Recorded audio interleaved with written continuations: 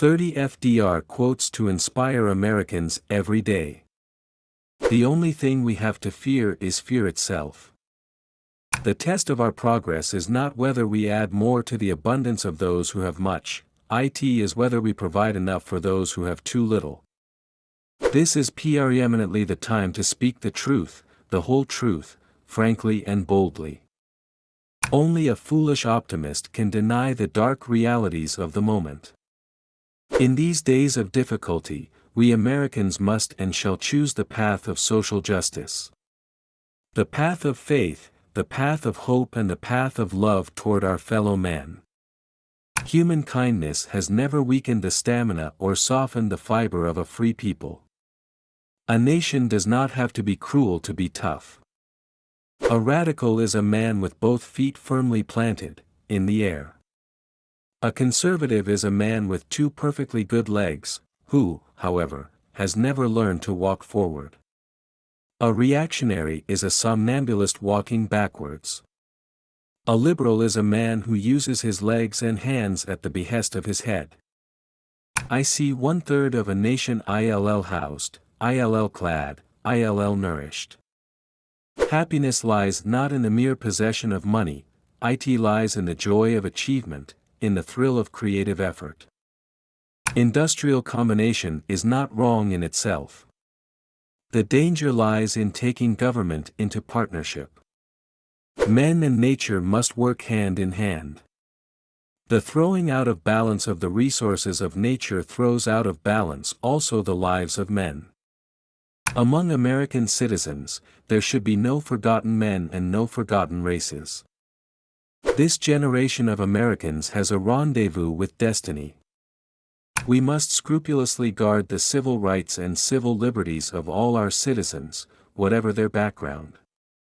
We must remember that any oppression, any injustice, any hatred, is a wedge designed to attack our civilization.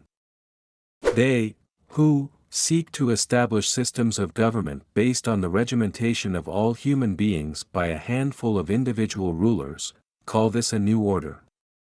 It is not new and it is not order. I propose to create a civilian conservation corps to be used in simple work.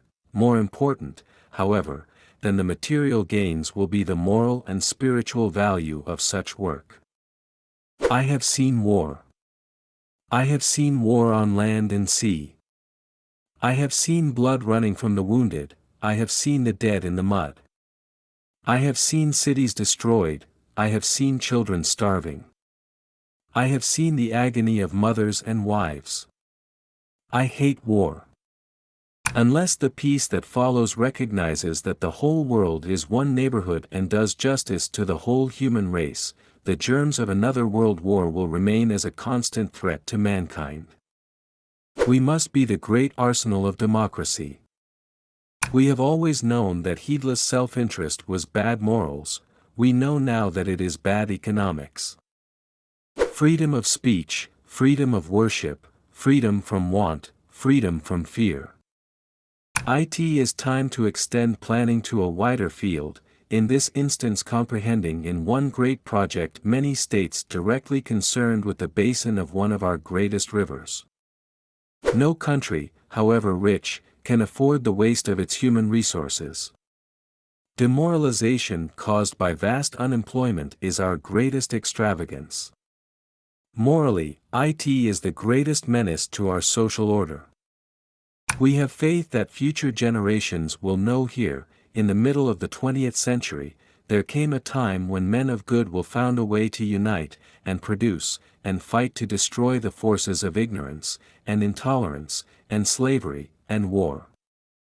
The structure of world peace cannot be the work of one man, or one party, or one nation, it must be a peace which rests on the cooperative effort of the whole world. The only limit to our realization of tomorrow will be our doubts of today. Let us move forward with strong and active faith. Courage is not the absence of fear, but rather the assessment that something else is more important than fear. Democracy cannot succeed unless those who express their choice are prepared to choose wisely. The real safeguard of democracy, therefore, is education. More than an end to war, we want an end to the beginnings of all wars. I ask you to judge me by the enemies I have made.